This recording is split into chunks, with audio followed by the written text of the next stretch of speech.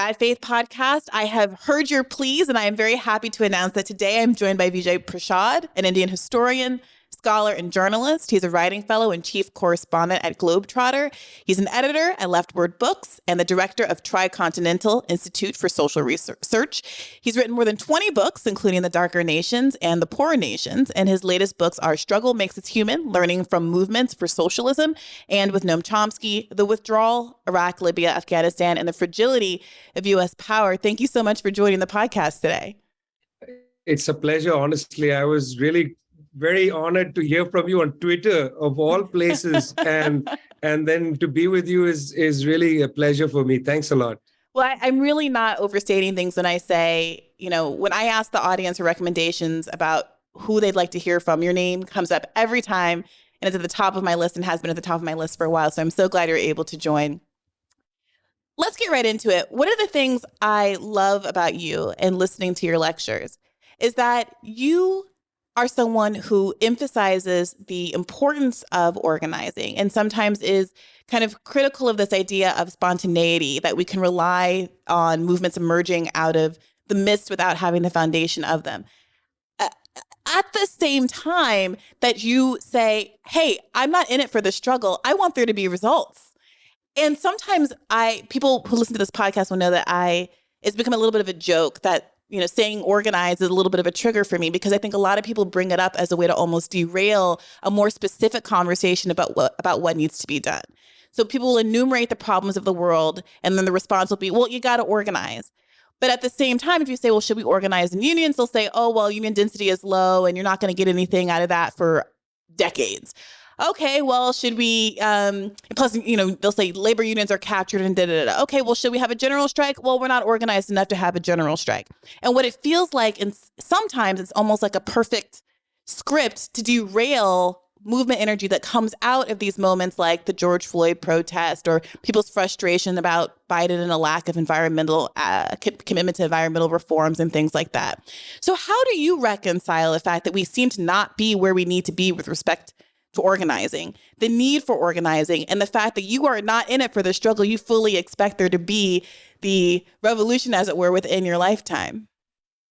Well, look, firstly, it is true historically. When you go back and look at the great advances that have taken place, the advances didn't come because somebody in power decided, well, hey, listen, we were wrong all those centuries or decades or whatever, and now we've seen the light, and we're going to say, let's let women be liberated, or let's end racism.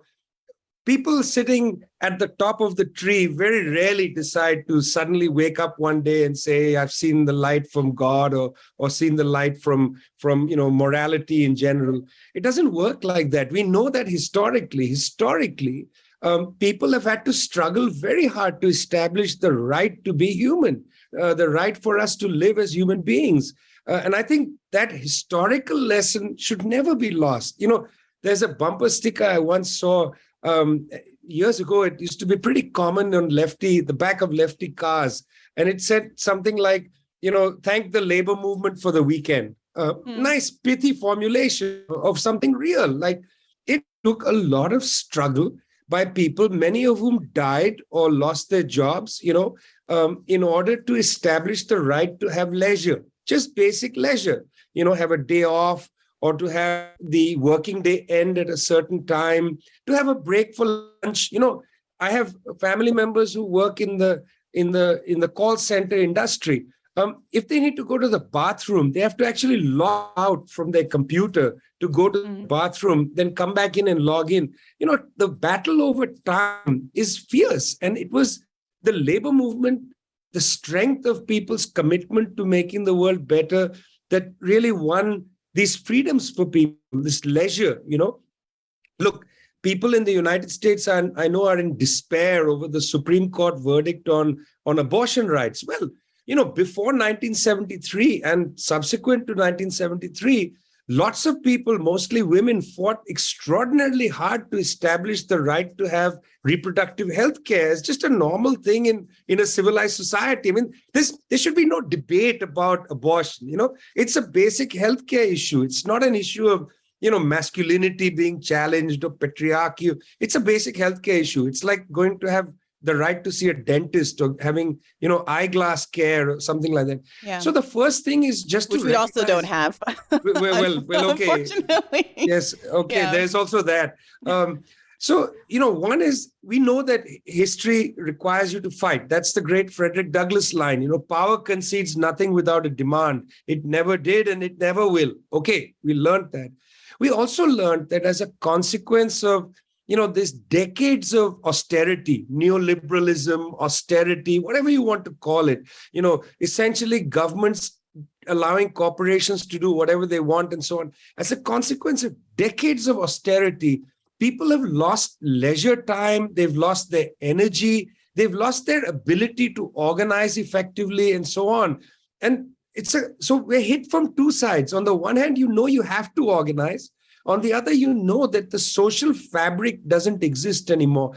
I mean, Brianna, I would go so far as to say in many countries, in the United States, I think as much as anywhere, society has disappeared. The basic ability for people to gather with their neighbors, there's just no time. You come back from a harrowing day at work, long commute to get back home. Your children are flustered and busy with their anxiety over college admissions or just getting through high school or whatever it might be. You don't really have time to even eat as a family. Forget, then go to a meeting to talk about union issues or talk about neighborhood issues and things.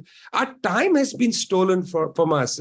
And so, we're trying to fight not just to establish rights, which is what, for instance, Black Lives Matter put on the table, rights to being considered a human.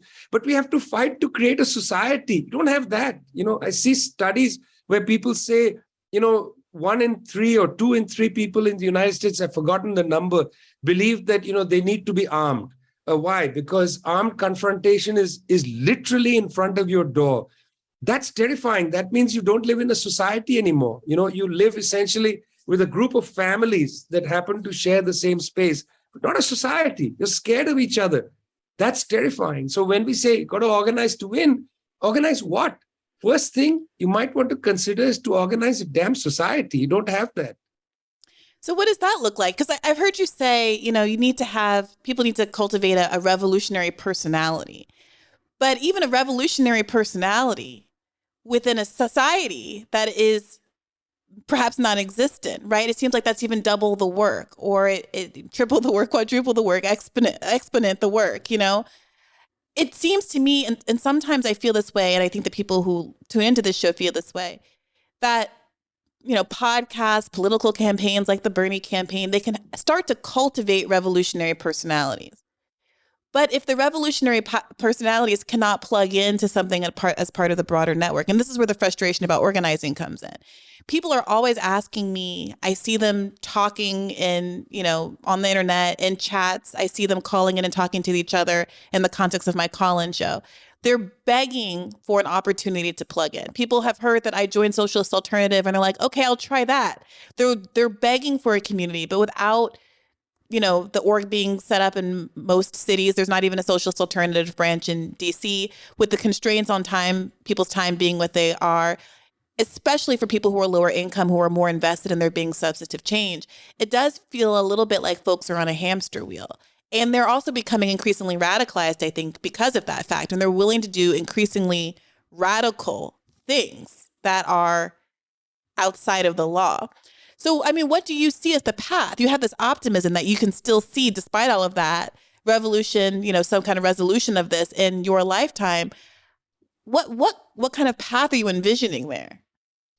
Well, look, we're talking, around issues that are very serious issues. And we have to recognize that in places where social life is far more difficult than in the United States, people have, despite all the challenges of organizing, taken great risks to build immense power.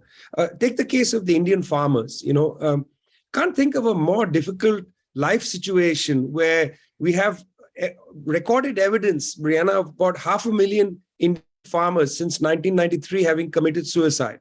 500,000 Indian farmers drank pesticide and so on because they just couldn't make debt payments. They couldn't They didn't want to lose their family farms. And by the way, this is something that was seen in the United States in the 1980s.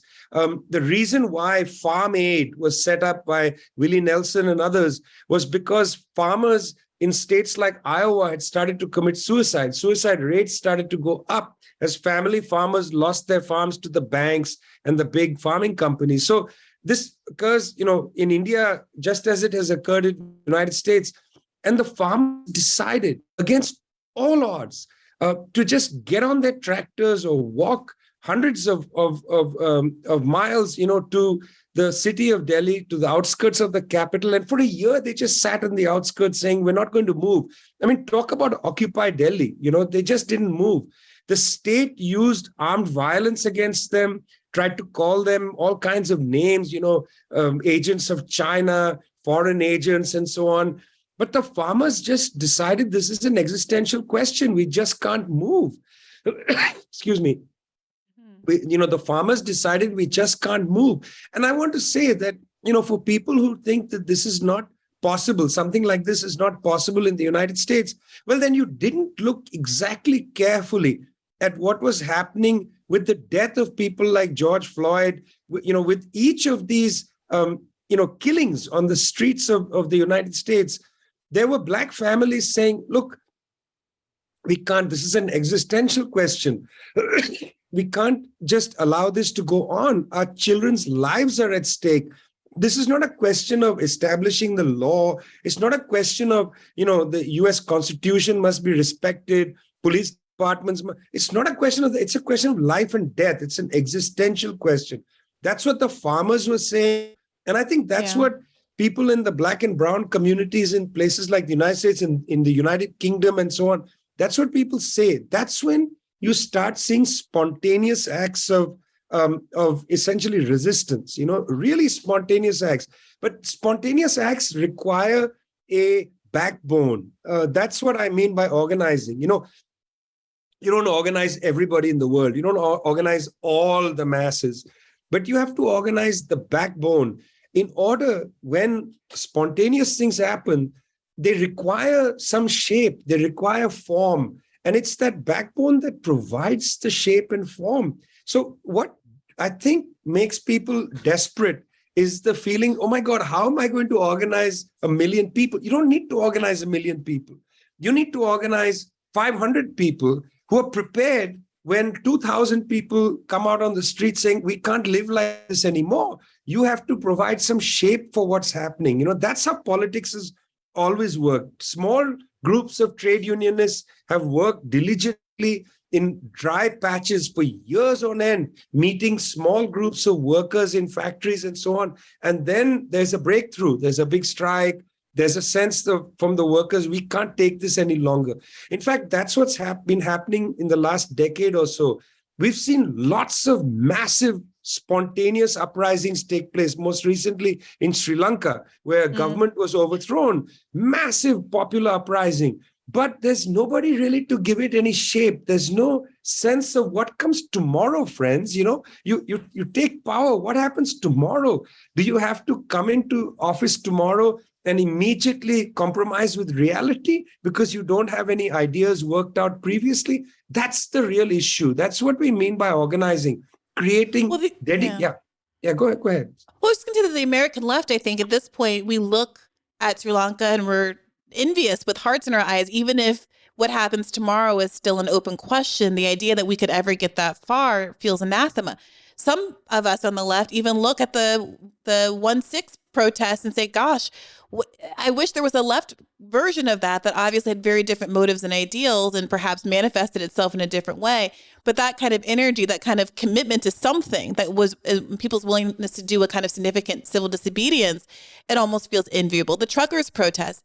But it does feel like, to the extent that there was that sort of energy around George Floyd, that the problem wasn't just that there wasn't a what's the next step? Because I think there were some people below the senior level of Black Lives Matter national org leadership that were very specific, that had demands that were linked to electoral outcomes. I will vote for you if. And the ifs included many things that were part of kind of the Bernie agenda that were tangential to, but related to the issues that George Floyd was, that caused his death. So it wasn't just criminal justice reform. It was Medicare for all, and understanding that George Floyd's autopsy revealed that he had, COVID in his bloodstream. All of these other kinds of things that are intersecting and affecting communities.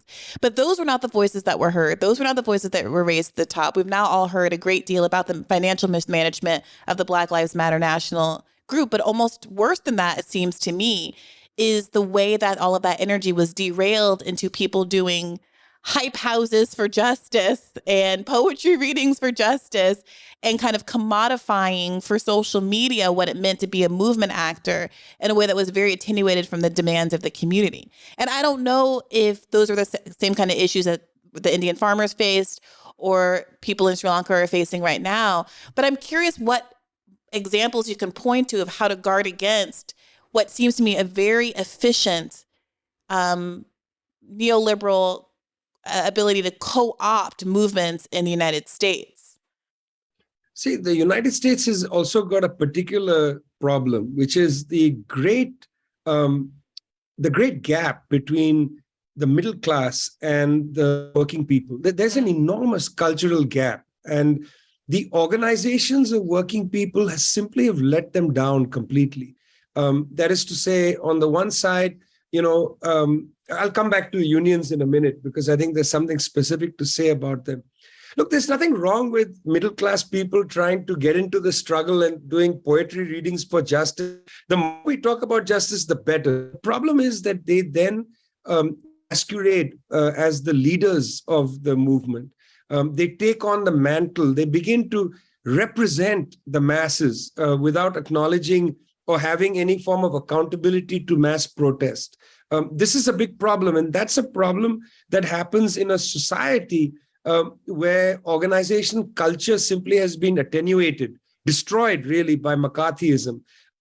You're a college professor, you can believe that you're a leader of a political movement, and you can speak for the political movement. Well, what's the channels of accountability?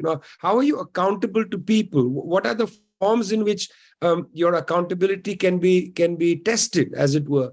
That simply doesn't exist. And I also want to say that I feel that some of the accusations of mismanagement of money and so on, that's the great danger of a kind of state disinformation that takes place. No question that things happen that are bad and so on. But why is that the main story?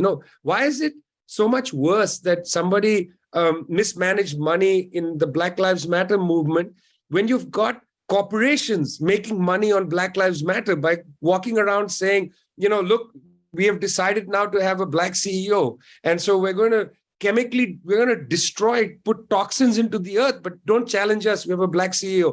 Or the Pentagon showing ads for, we have an entire helicopter battalion, which is gay. Now they're going to have a black general lead AFRICOM.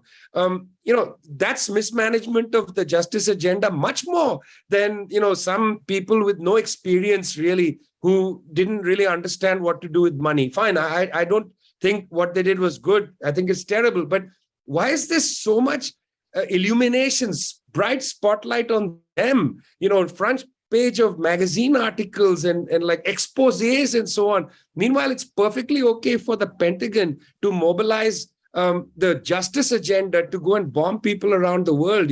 We should be focusing on that as well. There's a way in the United States where information campaigns take place, and then people within the movement start focusing on this stuff, which is a attraction. Oh my God, what did they do? They bought a house, they did this. That's not don't focus on that, guys. That's a problem. It needs to be dealt with, but that's not the problem. What that leads to is in the sense that, look, I don't want to get involved again because it always ends badly.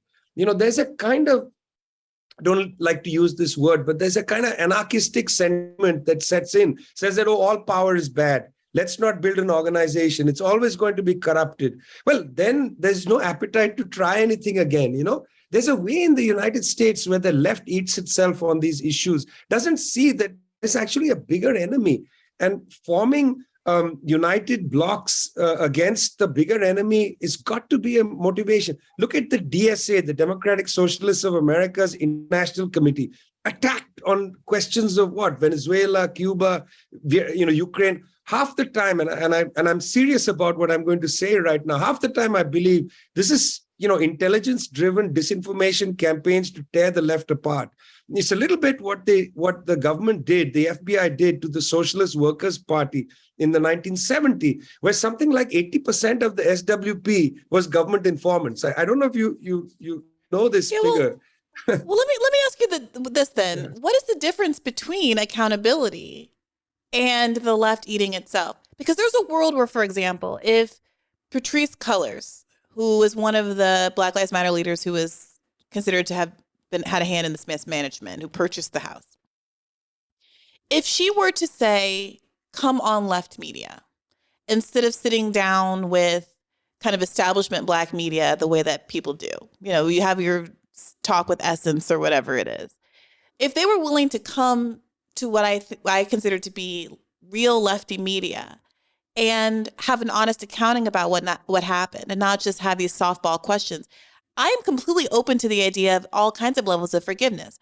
To the extent that certain parts of the left have been very critical for a long time of squad members, whether it's because of the failure to force the vote over Nancy Pelosi's speakership, whether it was because they didn't hold the line over a $15 minimum wage or the bifurcation of the Build Back Better bill, whether it's because they voted for any number, the Iron Dome, or to increase funding to the Capitol Police, whatever thing it was that tipped you over into being very frustrated with the squad. There's now a lot of people on the left who are frustrated with the squad. There are other people on the left who say, this is divisive, this isn't helpful, they're the best that we've got, leave them alone. I'm someplace in the middle.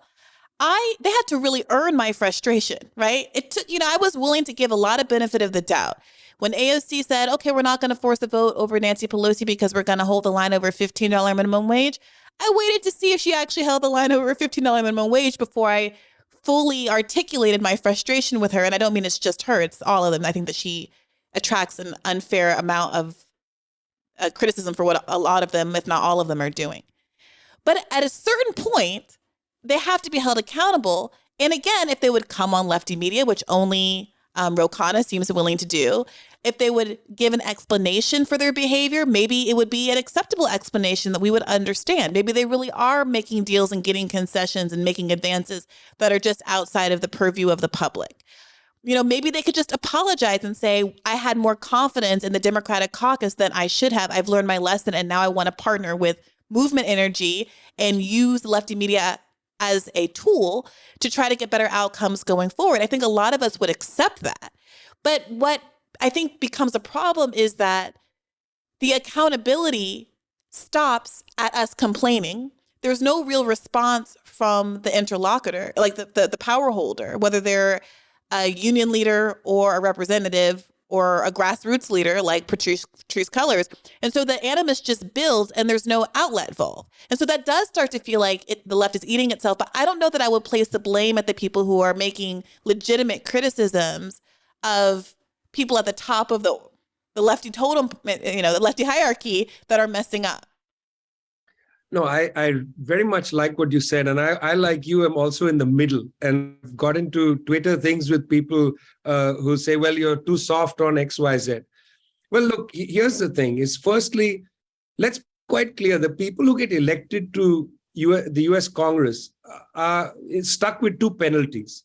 Penalty number one, despite the fact that they might be members of the DSA or whatever, they are not trained political people in the sense that they're not trained in political organizations where they feel a sense of accountability to the organization or to a political line or anything. They claim sometimes to be accountable to their voters. That's the structure of the US political system. So in fact, AOC is only accountable to her district, who could in the next election vote her out. She's not accountable to the left in any way. Because, in fact, there is no structure of accountability. Accountability, I agree with you. A short-term thing would be, let's go on lefty media, let's talk about it. But that's not a structure of political accountability. It's merely, trying to engage with the left through its media. which I exactly take your point, and I don't understand why they don't do that, because that's a very low handout. It's not difficult to do. Spend an afternoon, spend an hour with you talking about some of these issues and so on. So, but I don't still bite. yeah, you don't bite. I get that. And by the way, wonderful setup behind you with the flowers and the potted plant and so on. So better than mine in a way, right? But the point is that, the one penalty that they have is that they're not a political structure of accountability with mass organizations and so on. That's the first thing. In fact, along that line, most politicians in the United States do have structure of accountability, organizational accountability. And that's to their donors, that's to the big corporations. Those are structures of accountability. They have to answer to them. If one of them makes a vote that makes a steel lobby upset, the steel lobby is going to reach out to them. Whereas the you and me lobby doesn't have a way of reaching AOC. Like, I don't know how to reach AOC. I've published a lot of books. I've been very much in the public domain. I have never, ever met her, don't have any clue how to meet her, don't have any clue how to send her a message saying, listen, why are you saying this about XYZ? I have no clue, because you and me lobby doesn't exist. The corporate lobbies exist, and they actually have structures of accountability. Let's face it. Politicians are accountable to them.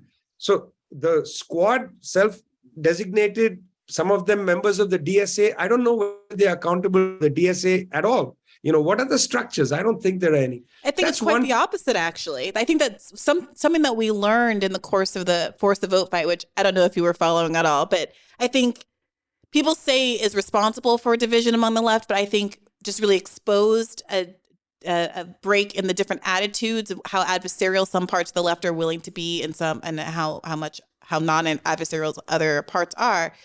But I feel as though during that moment there was very little from the organizations in terms of taking polls or assessing what their constituents actually wanted the squad members to do. And in fact, a lot of what we found out was that it was very top down. It was the leadership in DSA, leadership in the nurses union, whatever, saying we're not going to get involved because they have direct relationships with AOC and the rest of the squad. And they were like, we're not doing this. And that's the opposite of how things should be happening. So this brings us to the second penalty that's faced by somebody like AOC, young person with, as far as I know, very little political experience prior to entering, electoral politics and so on. Anyway, the second great penalty, in my opinion, is that you enter into these structures of political life, elected political life, and there are rigid political formations that lean on you and make it impossible for you to strike out on your own. Now, I don't know the AOC world at all, but I do remember Dennis Kucinich talking about this on many occasions when Dennis Kucinich, idiosyncratic politics. Let's be clear about that. He had different ideas, interesting ideas, and so on. I don't know who Dennis was accountable to either, but that's penalty number one. Penalty number two is that if you step out of line with the Democratic Party whips or their structures, you can be severely punished in this system. And I don't think that's talked about enough. That in fact, these are disciplinary mechanisms. There is no such thing as a Democratic Party. The Democratic Party doesn't really have branches of members around the United States and so on. There are maybe a town council, but that's a platform to nominate candidates for city councils and so on. It doesn't have a mass party structure, like the Labour Party in the UK, for instance, where party members meet on a regular basis and so on. So in that sense, the disciplinary structure of the Democratic Party is really held within Washington, D.C., within the party leadership, just as it is with the Republican Party. That's a huge penalty for people, young people, particularly of the left, to get elected. You come into this world and you're quickly told, hey, listen, you got to stay in line, otherwise we will punish you. Not only will you have the worst office in the building and so on, you'll never see anybody. We won't allow you to move an agenda, which means you're not getting reelected. There's a way in which this punishment is super anti-democratic. And it should, again and again and again, I know Ralph Nader has talked about this for years, but it should give us pause to think again about, is it worthwhile pursuing the two-party objective. If you're going to pursue the two-party objective, is there a strategy? Not merely just committing to the two-party because there's no choice. Is there a strategy? Right. What happens when you win? What's the next day?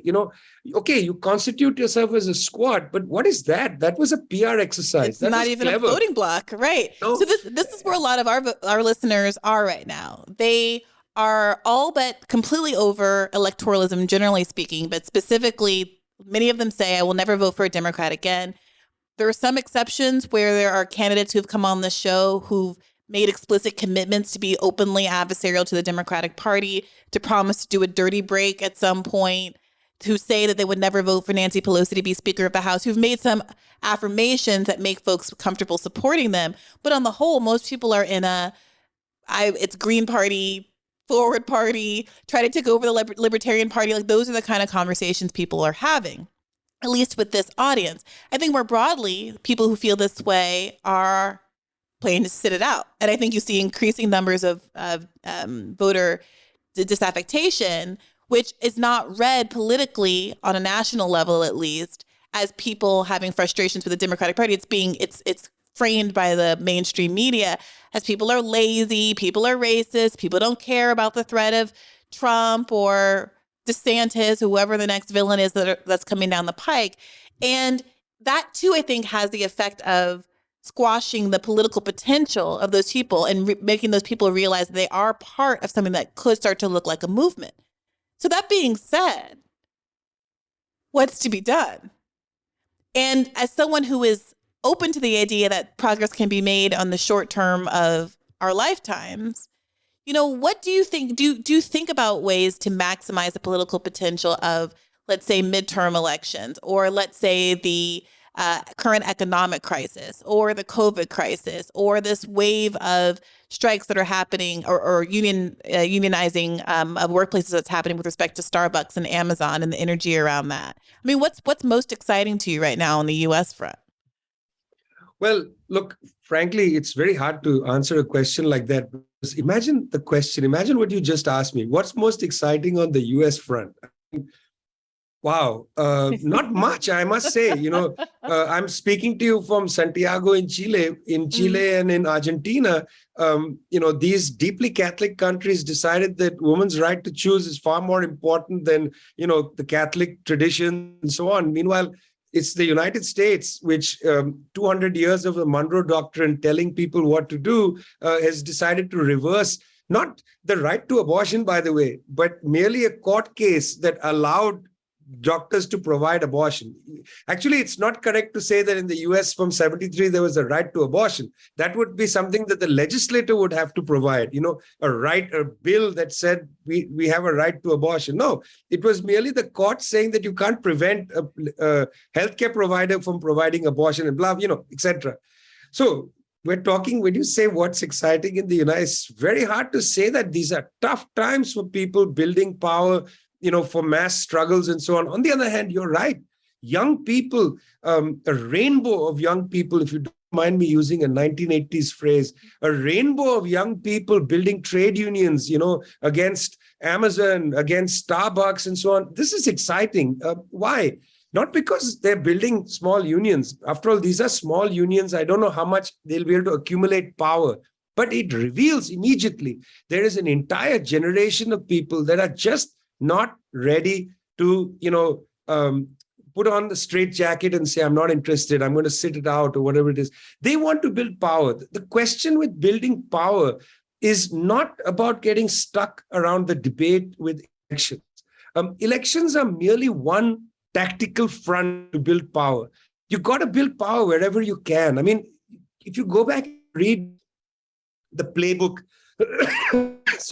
if you go back and read the playbook of the right wing, from the time of the 1970s, they were quite clear. Run candidates in your city councils, run candidates everywhere, change the way in which laws are going to be written or districts are going to be created for Congress and so on. They started from the bottom up. And it would be incredible to see the same rainbow energy that's entering into Starbucks and saying we're going to unionize, entering into Amazon, we're going to unionize, Let them do two things. I'm just putting two things on the table. And this is coming to the tactical front of elections. Number one, go to every safe democratic seat and run a candidate who's unapologetically from the left. Run revolutionary candidates. In places like Berkeley, California, you're never going to vote a Republican into office there. Put somebody in from the left. Barbara Lee, you did a great job in 2001 voting against the war in Afghanistan. But basically, your record has been shit since then. Run somebody to her left. Challenge people on the left in safe democratic seats. That's exactly what the right does. In right-wing seats, they put nutcases from the right. We are not nutcases. We basically want to establish humanity in the world. That's one. But the second thing is, in areas where you don't feel so confident, run candidates into city councils, onto school boards, onto every single opportunity. Don't allow those opportunities to go untaken. I would like to see coalitions emerge. Forget Socialist Alternative, PSL, Code Pink, doesn't matter what you belong to. Come together, get behind a reasonable candidate, create some sort of common minimum program. If I get elected to the school board, I commit to doing these 10 things. Create a common program that they're accountable to. How do you establish the accountability of a candidate? Have them sign an account to follow at least 10 things that they're not going to back down from. If they back down from that, go out in public and say, this is what have you done? You have violated the minimal 10 things we've asked you to do. There's a million other. Yeah, go ahead. So here's the immediate, I don't mean to be a negative Nancy, but here's my immediate problem that I anticipate with that. One, the idea that you could, again, this accountability issue. If someone were to break a promise, if someone that we managed to get elected through the kind of coming together of the left, which is its own problem, but they were able to do that. The idea that there is a consistent left media infrastructure that would hold them accountable. Certainly no mainstream media structure is going to do it because they think that they're crazy for even wanting to do any of those lefty things. But look at what just happened in California, where we have an overwhelmingly Democratic state legislature. You have everybody top down, from neoliberal Gavin Newsom to people who I think are genuinely left, like Ash Kalra, who was leading the charge for a statewide Medicare for all bill, crumble when it was actually time to vote. And Ash, I want to give him credit, came on the show and gave his explanation for why he ultimately didn't bring the bill to a vote. But many of us who have been through the fires of forced to vote feel very strongly that if you think that there are people in an overwhelmingly left state like California who ultimately would not vote for this bill, we need to know who they are and people need to have it on the record. And now you have Gavin Newsom, who's trying to coast on this idea that he actually supports Medicare for all up into the White House. And who is going to hold Gavin Newsom accountable? Who's going to even hold Ash Kalra accountable? Moreover, even getting to the place where the left as a whole, that small and marginalized as we are, can get behind candidates, I haven't really seen it happen outside of Bernie. You had someone like Shahid Buttar running against Nancy Pelosi in exactly the kind of district that you described, that is a lefty district that should have the appetite for this sort of thing. And Nancy Pelosi launches a Me Too campaign against him, the same way that was done against the young mayor in, what was it, Boston, Massachusetts somewhere, that was also tinged with a kind of like a gay panic kind of a thing in that one. That was, I remember that. That was in Holyoke. Yeah, I'm blocking his name. No, yeah. But then this happens, right? And then half the left, afraid, understandably, of backing a Me Too candidate or what have you, throws those candidates under the bus, and people seem not to be able to gel behind them. So it does seem to be, I don't mean to say that left media is the be all end all and it's all about optics and it's all about, but I do see that a lot of the problems come back down to a divided left media infrastructure, and in addition to a lack of some concrete organizational capacity that can provide support to these kinds of candidates in these efforts. Well, look, I'm not going to disagree with you that this is a really tough road, which is why I said that the election thing is merely one tactic. And my God, the dirty tricks that people use are extraordinary. I mean, I don't know anything about the person that Nancy Pelosi went after, saying, there was a Me Too story. I don't know anything about them, and I would never justify a Me Too case. But the way in which they are able to find things on you and just destroy you, it's extraordinary. I mean, look, I'm on your show now. I'm not a perfect person. There's a lot of crap that's there about me. Right now, a British journalist writes to a British intelligence thing saying that I'm a Chinese agent and so on. And this is becoming a big thing on social media that, this guy is basically funded. He's a Chinese agent. It's 90% nonsense, but it sticks, and it has an impact on you. It has also a personal impact on you as a human being. Nobody wants to always have to fight against the dirty kind of bunch of, innuendo and slur and all that. Fortunately for me, I'm too old for this to truly bother me that much. And I know where it's coming from. I for God's sake, I wrote a book on the way the CIA operates to delegitimize people. So I know where this stuff comes from, but it is disheartening. Elections are merely one tactical front. You've got to build power in communities. And for that, I think that's where the left needs to come together, having these debates between anarchists and communists and this and that. It's a big bag. Right now, for instance, the leading issue that all the left globally needs to unite around is ending hunger. That's a leading issue. Why is it that in district upon district around the world, not just in the United States, the left hasn't come together to create public kitchens and so on? Example from Kerala, state of 35 million people in India, right when the pandemic started, left-wing women's organizations, mass organizations of youth, trade unions all came together, set up public kitchens, started feeding people. You know what happened? It was quite interesting. In the city of Trivandrum, which is the capital of Kerala, young people went door to door. They didn't ask the state. Nobody told them to do this. Their mass organization of youth said, we're going to go door to door to ask people, what do you need? They went with clipboards, basically, took people's names down. Do you need us to go and buy medicine for you? What kind of things on earth? They did something human, Out of that practice, I think she's 27 years old, I think, maybe a little younger. Arya Rajendran, one of the young women with the clipboard, was elected the mayor of Trivandrum, the capital of the state of Kerala in India. And the reason she was elected was she was identified as one of those young people with a checklist. And she's doing a terrific job as the mayor of Kerala in her late 20s, mayor of Trivandrum in her late 20s. People have to do things. One of the things that I very much talk about is that we got to stop getting into fratricidal debates around issues that are really irrelevant to the survival of humanity and the planet. What's an example of one of those? What's an example of those?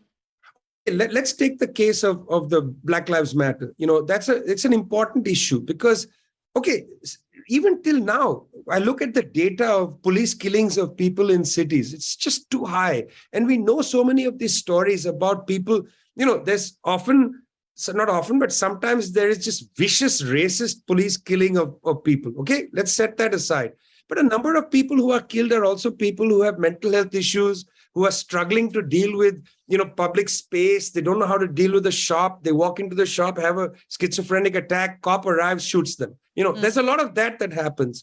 Well, during the Black Lives Matter movement, people put a demand on defund the police, which didn't mean shut down the police station. It meant put more money into mental health, put more money into this, into that. I mean, imagine if in cities in the United States, in Washington, D.C. as a good example, 20 left-wing psychiatrists and psychologists came together and said, what, we're going to come out in public and we're going to tell the police department, we're going to volunteer to ride with you when you get a call for these things, maybe 100 psychiatrists, psychologists, nurses and others volunteer their time to ride with the cops at those witching hours, when people, I know that there's a witching hour for people with mental health issues, sometime in the late afternoon and so on. We're going to ride with you. I read a story which disturbed me so much. Not a young man, middle-aged man was at a bodega and he had walked in and taken a juice and he threw the stand down and somebody called the police. Well, The man was standing on a wall with his soft drink in his hand, completely disoriented from the world. The shopkeeper came running out to the cops and said, "Look, don't do anything. I know him. He's just having an episode, whatever." He was shot to death. Imagine there if people's organizations, if an organization called psychiatrists and psychologists for humanity start to say, "We're going to ride with the police, challenge the police," that itself is organizing. That sets the tone. It gives people confidence. It proves that defund the police is actually not a idealistic or anti-police kind of view. That there's actually something there. Social workers for human justice say, "We're going to ride with the cops." Those kind of gestures give people confidence that society can be recovered, that we don't have to live in the Wild West where everybody needs to be armed and ready to shoot and so on. It's this Wild West kind of attitude that has to be undermined. And it can only be undermined not by saying no guns in society. That's not enough. You've got to show people things. And these young people in Kerala, Arya Rajendran and others, showed that something is possible. We could go door to door, didn't need the government to do it. We just got some clipboards and went and helped people. In the same way, imagine if therapists and social workers did this. It would send such a strong message to people. If a social worker can volunteer to do this, maybe we should put together a group to volunteer to do something else. I'll give you an example. Go out there and restart, but not from the state, not from police departments, but restart playing sports with children. Reclaim public land and say, we're going to create a basketball or major league or whatever, play running races for young kids. I was just in Cuba, where one of the interesting things I learned from meeting the sports people there was they don't see sports as a way to make money. Cuba, there's no professional sports. It's all amateur. He said to me, for us, everybody has to do some kind of sport, because sports is about healthcare. It's about mental health. It's about going out there, playing in teams. Why is it that in countries like the United States, there's not the ability or the opportunity for every child, poorest child among, to go out and play organized sports? You got to have equipment. You got to drive here, there. It's become a middle-class endeavor. Little league is a middle. So there's a way in which you can prove with your activity. If more people on the left went out there and proved with activity that the world can be a better place, you lift people's confidence. You can't just tell people that the world can be a better place. You got to show them now, right now. We have a slogan in our institute. We always say, the future will contain in it what you put in it now. The future doesn't just appear. You got to do it now. Yeah, I think that you are pointing to what folks have kind of gotten to this place where there's an emphasis on mutual aid, for instance, because it does have that effect of creating some trust interpersonally, that you actually just did something for me, that you were there for me, that you didn't ask me a bunch of questions. You just helped me with my needle exchange, or you gave me a package of diapers and formula or whatever it was. And that there's an aspect of community building to that is very useful. One of the lessons from the Bernie campaign was, a choice to get on the ground in Nevada a year in advance and start throwing cookouts where kids did play soccer and, people made, having local food prepared at these kinds of places so that it didn't seem like the Bernie campaign was helicoptering in, a month before the election, a month before the primary, just trying to get you to vote without really caring about who you are. And I do think that you're right that that's part of the project. It does strike me as a privileged member of the petit bourgeois, I hesitate before saying social workers, as stretched as they are, as underpaid as they are, it relies on, relying on people who are kind of already maxed out to carry the bulk of the weight of a lot of these projects, even though that's already what's happening. It's already the case that a lot of the people that I see in my own left circle who are doing the mutual aid projects are the folks who themselves have the fewest resources. And it's not that I have a desire to have things come top down, but I do have a hesitation to say, am I really saying this is all on the people on the bottom? And on top of that, I wonder if the bigger problem that the left has in America, or that these movements have in America, is that not enough of us are doing badly enough yet. Well, this brings me back to the thing about unions, which I'd said I'd like to say a few things about. Please. I'm sorry I'm giving you all these examples from India. I don't mean to say India is a place of perfection. It has a wretched government, situation is bad, and so on. But about maybe 10 years ago, the Indian unions called for a general strike. It's important to recognize that there are only tens of millions of members of unions. In India, 93% of the workforce, 93%, is in the informal sector. So only 7% is in the formal sector, and unions by and large recruited in the formal sector. So that's important to know. And yet, over the course of this past decade, the general strikes have attracted hundreds of millions of people. We got the largest general strike 2 years ago, in probably in world history. Hundreds of millions of people out on strike. How did this happen? Well, here's an interesting thing that occurred. You see, I agree with you. Social workers, teachers in public schools stretched, and often women. And once again, blindly we say, well, women should do more, blindly. The old gestures of patriarchy, so easy to reproduce. Let's get social workers. Well, majority women. Let's get teachers, majority women, and so on. Care work, let's do more care work. Nurses, yeah. Yeah, this is not what I'm saying at all. But let's look at unions. Interesting what the unions did. They did two things which I thought were quite innovative. The first thing they did was that the formal sector unions recognized that they were on a suicidal path. So they started to take up the issues of informal, precarious workers. That was key. They began to lead on behalf of precarious workers, most of whom it turned out were women, like women who run creches or childcare centers for the government, women who are in public health and so on. They took up the issues, and those women then unionized and became some of the more militant unions on the Indian scene. So why don't trade unions, the steel workers unions, some of them are so wretchedly conservative, not in their politics, but in their attitudes, the patriarchal attitudes of some of them so outdated. Why don't they take up the issues of the informal sector? Years ago, when the taxi workers of New York were organizing, I happened to play a cutout role with the AFL-CIO.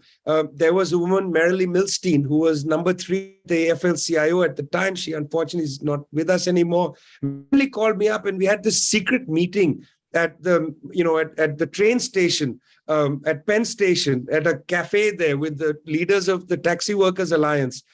I mean, just meet with them openly. No, they met secretly because they had some small unions that no longer functioned in the taxi, whatever.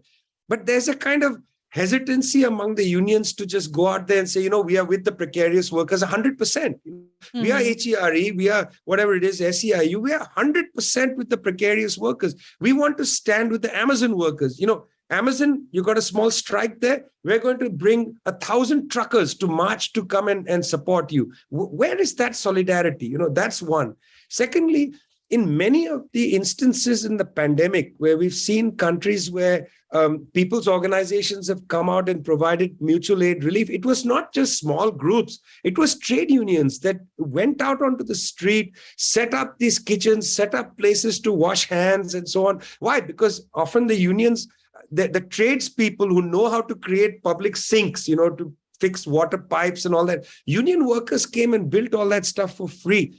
Evidence of that right now in the US, trade unions just didn't do anything. You got this big pandemic.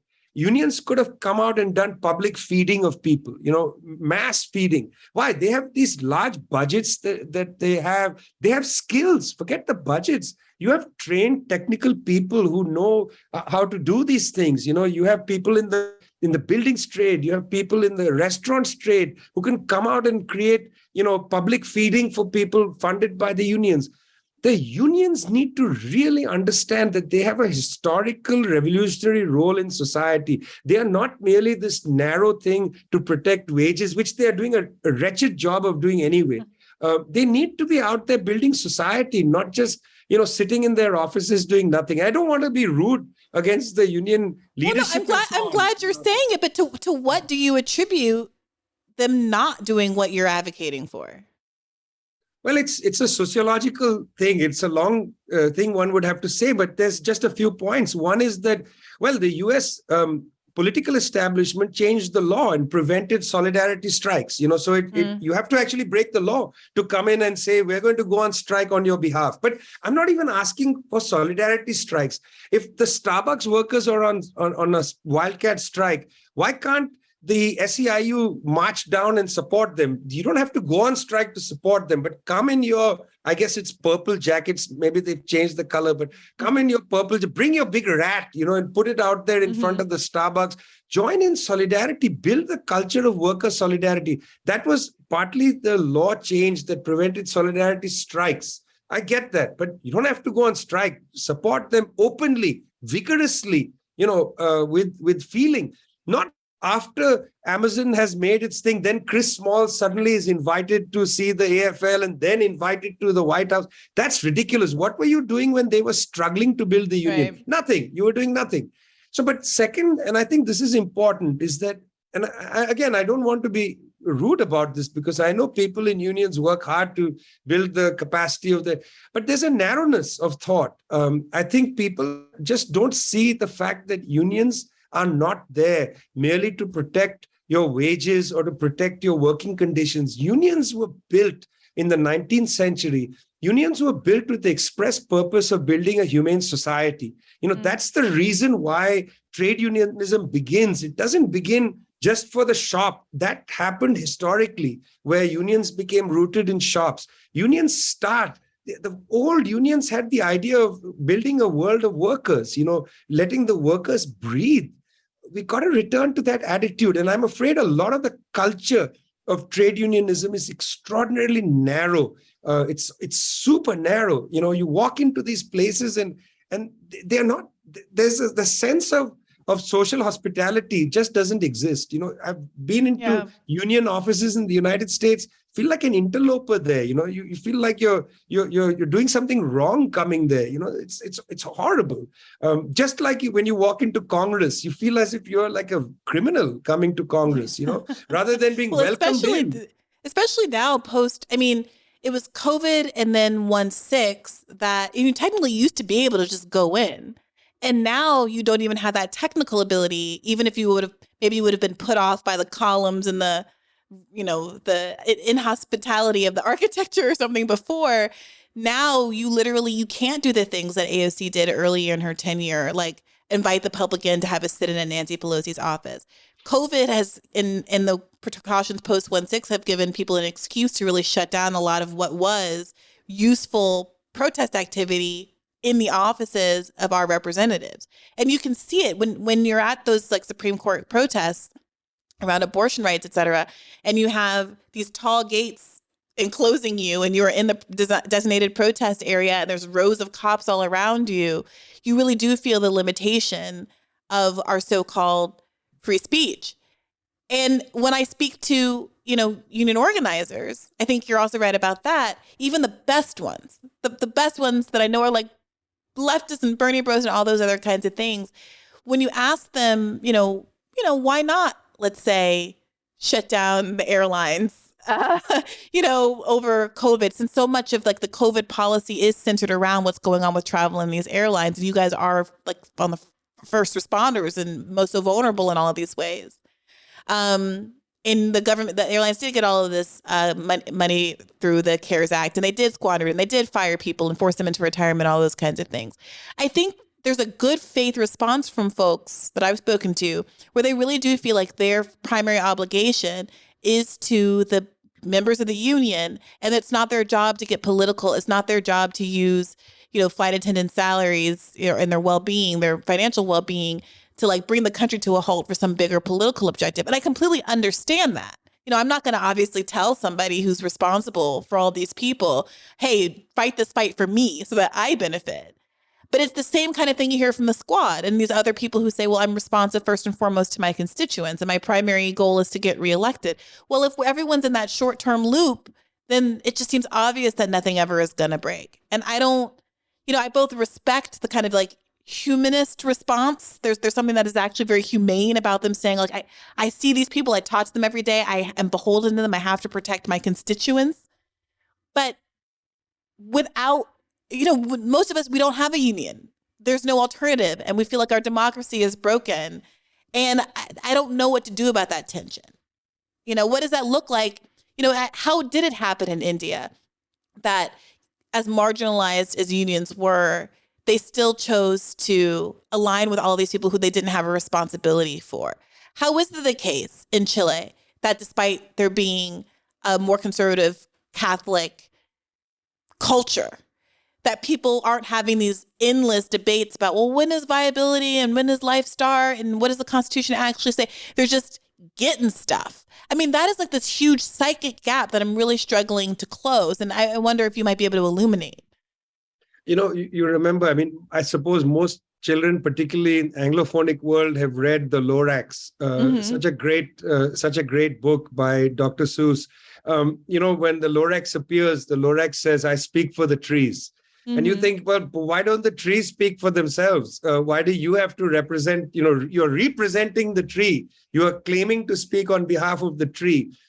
Who speaks for the many people who don't have an organization, and also who speaks for your own workers? It's not true when somebody says, look, we take our dues from air hostesses, we can't be political, Well, look, the air hostess finishes their shift. Then they have to struggle to get home because there's no public transportation. You're thinking about the air hostess only when they are on the job. You're not thinking about the air hostess's life. You're not thinking about the fact that the air hostess has kids who can't afford college, because the air hostess's day doesn't end when the working day ends. So unions need to break out of this working day mentality. You want to speak for the trees. You want to speak for the air hostess. Speak for the air hostess fact that there's no public transportation, no public colleges, no public institutions that help the air hostess live a life of dignity and decency. So I actually don't have any sympathy for a union organizer when they say, well, we get dues from there, so we have to. No, then you're actually only speaking for the shift of the air hostess. You're not speaking for the air hostess, my friend, only for their shift. The air hostess lives, I hope, a life that is greater than their shift. I mean, the majority of their day is not spoken for. Where is the Lorax for them? And in that sense, I would say I don't have any sympathy for that. I think that's a cop-out. That's a way for a union organizer to say, sorry, pals, we're not going to deal with the fact that public institutions have been destroyed.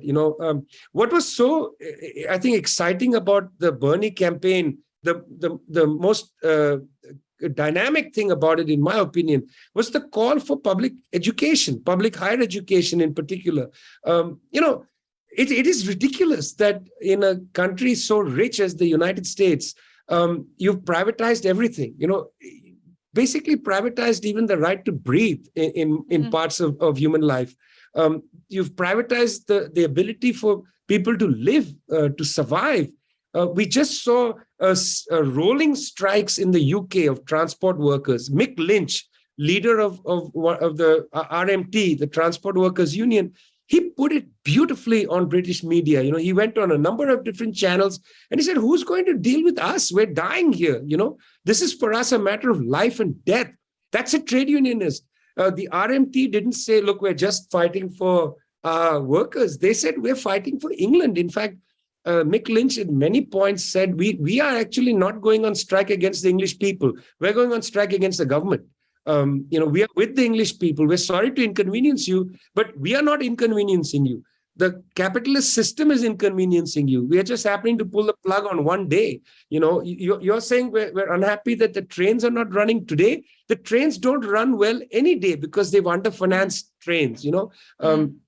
Look at US cities. It's a disgrace to look at the state of public transportation, heavily underinvested, and you have to still pay large amounts of money to use public transportation.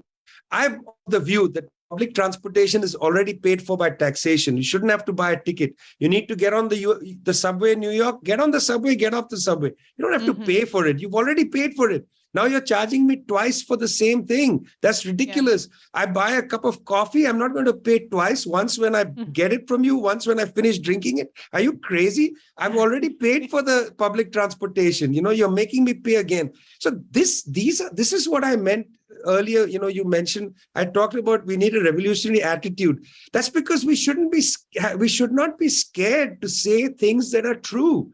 One of the things that's true is you already own your own country. You own the country. You paid for it. You built it. Why are you asking permission to live? Well, I mean, I know we're up at an hour, so I don't want to keep you much longer. You've been so generous with your time. It does remind me, however, of some comments I've heard you make about China and how much people attribute its ability to have effective COVID interventions to it being a single party communist state, authoritarian, all these kinds of things, when there was this other aspect of it that had to do with that kind of culture of feeling like you're part of a community and that kind of helpfulness.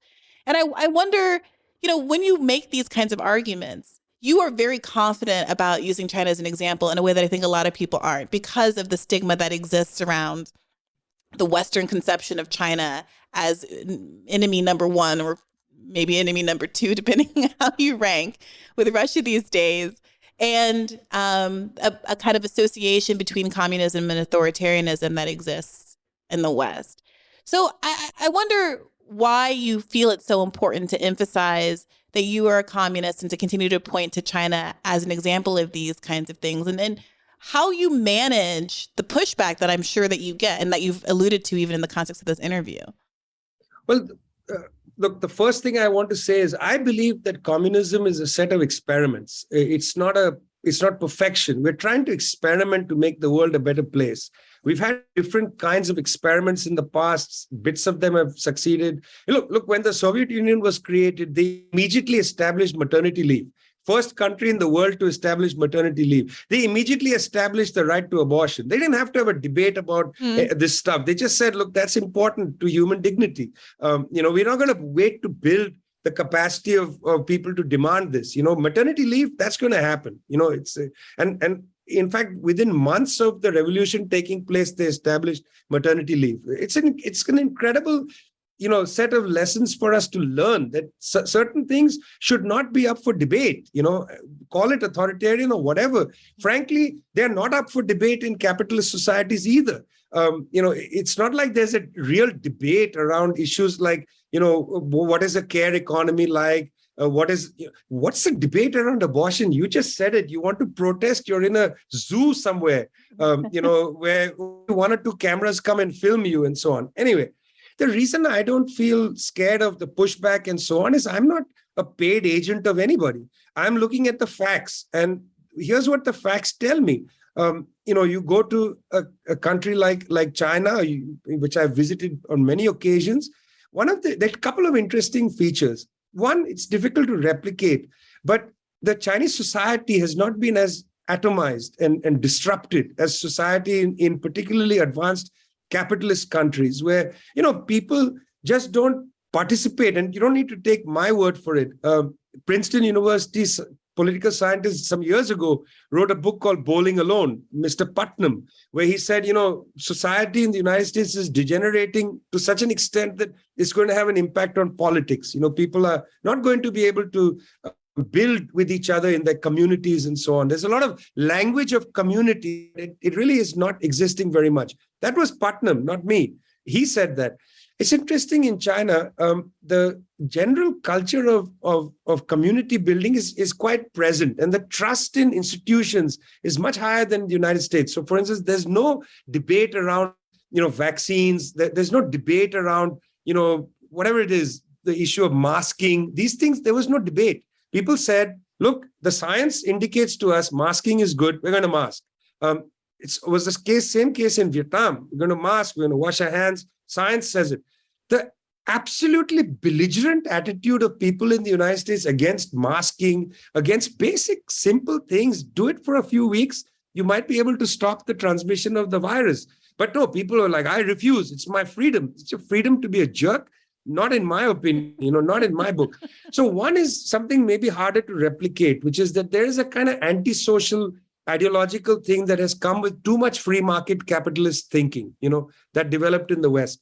Secondly, I think that the organizations that were created after the Chinese Revolution, particularly neighborhood organizations and so on, play a role, a function. They have a negative side to them. I agree that, there can be a little too much snooping going on. It's like When you have a neighborhood watch in the United States, there's some person sitting at the head of your street watching you as a teenager run out, call your parents and say, oh, your child has run out. I mean, I don't need that level of snooping, but that's a normal thing that happens. It's a normal negative thing that happens in any kind of association, gossip, slander, using people's vulnerabilities for political gain. That kind of thing is not going to be overcome by socialism, frankly. That's a human problem, okay? Well, Humans also we have our Amazon cameras on everybody's doorstep doing absolutely it for the benefit of Amazon, but not for the benefit of the community. Exactly. So, I mean, I raised the question, the way you asked the question is a good one. Why do you keep bringing this up? The pain of bringing it up is higher. Why do I?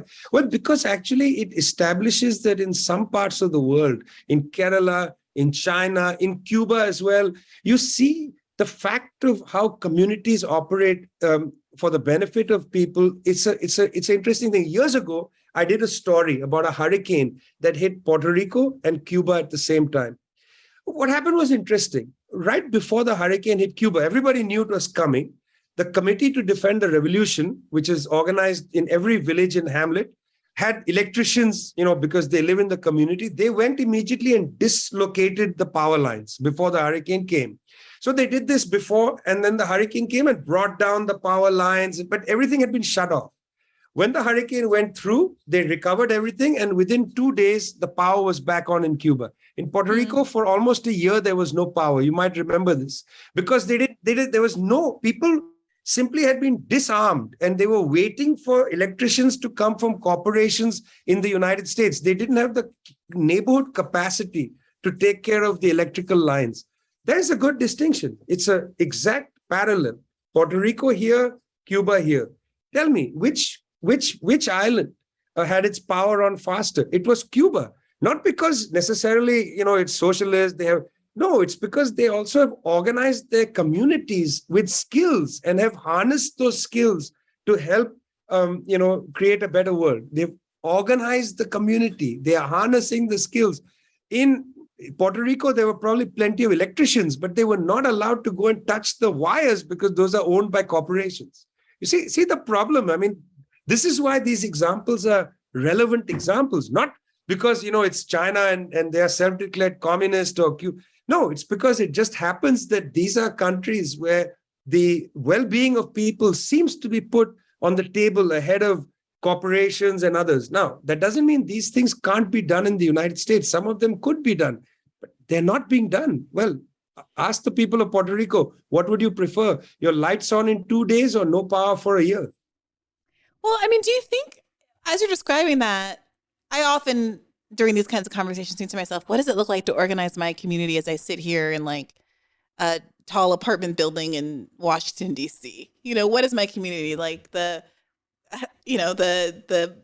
petit bourgeois in my building, the drug rehab center that I know is a few blocks away. What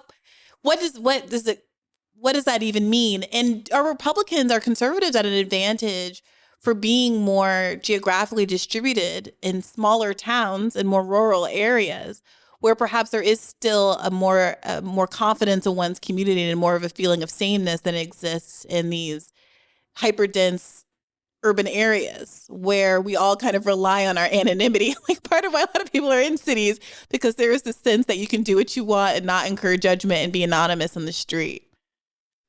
It's very hard for me to say, because everybody has to make different decisions in different ways, and they best understand their communities. But it's impossible for me to imagine that that there are some places which are impossible to organize into a community. It cannot be. Even an apartment building in Washington, D.C. will have cause for people to need to come together. There must have been plenty of cause during the pandemic. Well, that's not there now, but even now there must be plenty of cause, for people to need each other and not know that they need each other. I'll give you a simple example. Most people of the middle class background, many people don't live near family members. So they have problems, babysitters and all kinds of tensions and crop in. If in a building, if people organize themselves so that they had this thing where, we would get so many hours of babysitting each. Each apartment would say, I'll take care of your kids for 2 hours, go out, eat dinner. I mean, there are simple things that are practical problems, even for the middle class, that for which neither the state nor capital has a solution, but only society does. There's a way in which those problems, if they are captured by society, if through social organizing, we are able to handle people's real problems, that's what builds trust to take the next step politically. If you go and knock on your neighbor's doors and say, will you vote for this candidate? They don't know who you are. They have no trust. It's the same story you told about Las Vegas. It took a year of work, of sustained work. And why just the year before the election? Why not for life? Why don't we live like that? Why don't we live like we are running for elections? Why don't we live like Bernie ran for elections in Las Vegas? Yeah, I mean, I think some of it is a funding issue, or at least a lack of confidence. I think there's a world where if Bernie doesn't shut down his campaign and says this was about a movement, and a lot of people have their criticisms of Bernie for doing this, but if he said this is a movement and if you keep donating to me, I'm going to keep funding folks to be on the ground and run these kind of events and do community organizing, and this is a way of life, I frankly think a lot of people would have kept up their $27 donations. But that's, like, to your point, not our attitude in this country for whatever reason. I have a friend who lives in Baltimore who has a dog and has very good relationships with all the people at the dog park. And there's always such lovely conversations that happen. People are from different walks of life and everyone's together around their dogs. Everyone knows the dog's name. We all say, oh, look, there goes Bree's mom. Yeah, there's a dog named Bree. But there goes Bree's mom, or what have you. Don't say that too loud, because my dog here's name is Brisner.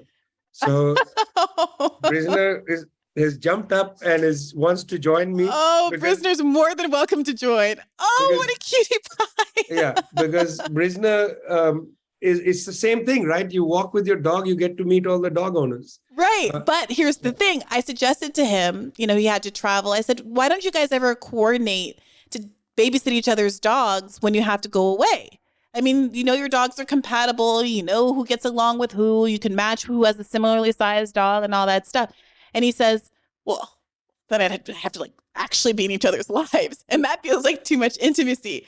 And I think that's the way a lot of people feel. They're not willing to, even though there's obvious benefits of being a part of a community, we are socialized to want to keep our privacy and our limits. And I think that, I see some of my friends from various immigrant backgrounds have a different attitude toward these kinds of things. And it does really feel like a kind of American plight that there is this almost coldness toward our fellow man. And I think you rightly identify that as a primary obstacle that we need to be tackling on the left. I appreciate you going over time and being so generous with me and spending so much time chatting today. We could go on and on and on, and I hope you will come back to the podcast because I think we have a lot of China questions that I think folks would like to get answered. But can you tell our audience where to find more of you and your work?